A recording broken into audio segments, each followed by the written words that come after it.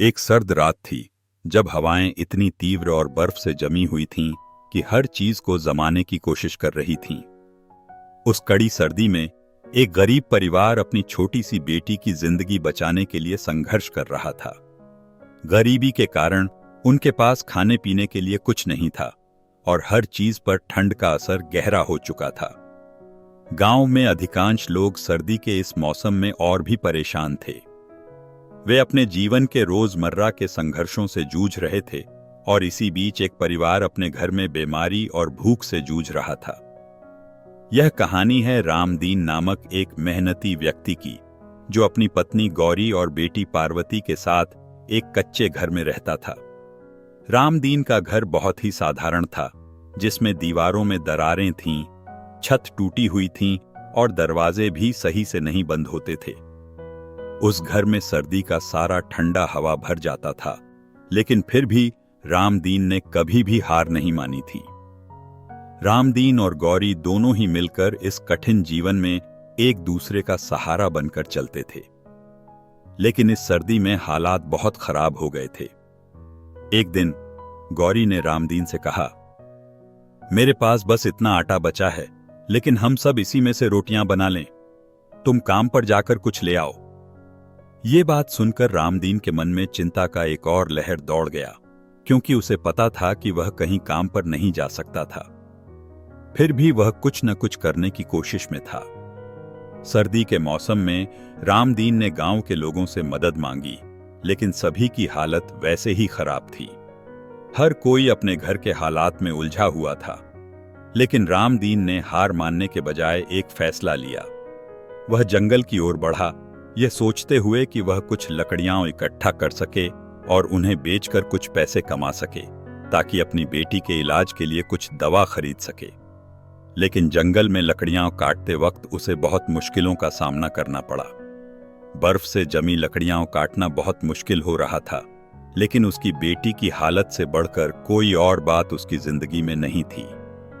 रामदीन ने पूरी मेहनत के साथ लकड़ियां काटी और उन्हें अपने कंधे पर रखकर गांव की ओर लौटने लगा। उसकी उंगलियां ठंड से सुन्न हो चुकी थीं, शरीर थक चुका था, लेकिन उसकी बेटी की सर्दी से लड़ाई उसकी सारी तकलीफों से बड़ी थी। उसने गांव में जाकर लकड़ियां बेचीं और उससे जो पैसे मिले उनसे उसने दवा खरीदी और घर की ओर दौड़ पड़ा। लेकिन जब रामदीन घर लौटा तो वह देखता है कि पार्वती की हालत और भी बिगड़ चुकी थी। गौरी रोते हुए अपनी बेटी को गोद में उठाए बैठी थी। पार्वती की सांसें धीरे धीरे रुक रही थीं। गौरी ने भगवान से दुआ की, हे भगवान, मेरी बच्ची को बचा लो, उसे मुझसे मत छीनो। रामदीन ने गौरी से पूछा, पार्वती कहाँ है? गौरी ने जवाब दिया, वह सो चुकी है। लेकिन जब रामदीन ने अपनी बेटी को गोदी में लिया तो उसकी नब्ज बंद हो चुकी थी।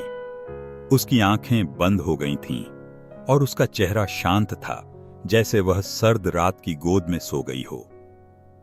रामदीन ने अपनी बेटी को अपने सीने से लगाया और जोर से चीखने लगा। उसकी आंखों में आंसू थे, लेकिन उसके दिल में एक दृढ़ संकल्प था। अब मैं किसी और बच्चे को ठंड और भूख से मरने नहीं दूंगा, उसने खुद से कहा। वह जानता था कि वह अपनी बेटी को तो नहीं बचा सका, लेकिन उसने ठान लिया कि अब वह दूसरे बच्चों के लिए कुछ करेगा। वह अगले दिन गांव के चौपाल पर गया और सभी गांव वालों से कहा, मेरे पास जो भी कुछ है मैं उसे दूसरों के साथ बांटने के लिए तैयार हूं। अगर हमें एकजुट होकर काम नहीं किया तो और कितने बच्चों की जान जाएगी। रामदीन की बातों ने गांव वालों को झकझोर दिया। गांव के मुखिया ने रामदीन की बात मानी और एक समिति बनाई। उन्होंने कहा, हम सब मिलकर इस सर्दी से लड़ेंगे। जितना हमारे पास है हम उसे बांटेंगे ताकि कोई भी बच्चा भूखा ना सो सके। इसके बाद गांव के लोग एकजुट हो गए। उन्होंने हर घर में लकड़ियां बांटी और खाने पीने का सामान बांटा, ताकि किसी को भी भूखा न सोना पड़े। गांव में एक नई जागरूकता आई और एक नया उत्साह पैदा हुआ। सभी लोग मिलकर एक नई दिशा में काम करने लगे। मुखिया जी ने एक घोषणा की, हम इस चौपाल का नाम पार्वती स्मृति केंद्र रखेंगे। यहाँ पर कोई भी जरूरतमंद व्यक्ति मदद ले सकता है। हम यह सुनिश्चित करेंगे कि कोई भी बच्चा भूख या ठंड से मरे नहीं। इस घटना ने पूरे गांव में एक नई रोशनी ला दी। अब रामदीन और गौरी की दुखद कुर्बानी ने गांव वालों को एकजुट किया और वे यह समझने लगे कि अगर हम एक दूसरे की मदद करें तो हम किसी भी मुश्किल का सामना कर सकते हैं। यह केवल रामदीन और गौरी का संघर्ष नहीं था, बल्कि पूरे गांव की एकजुटता का प्रतीक बन गया।